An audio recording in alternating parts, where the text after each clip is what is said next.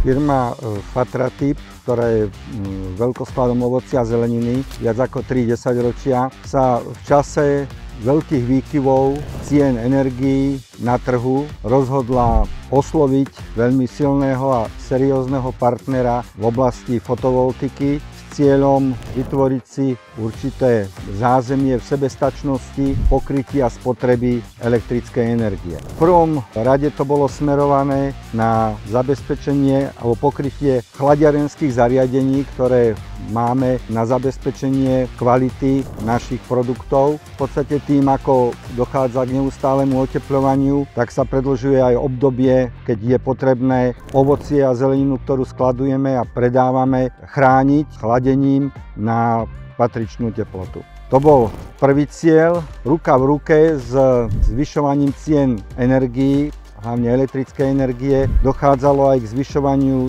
cien pohonných hmôt. Uberali sme sa potom aj cestou znižovania veľmi vysokých nákladov, ktoré súvisia s prepravou ovocia a zeleniny k jednotlivým zákazníkom.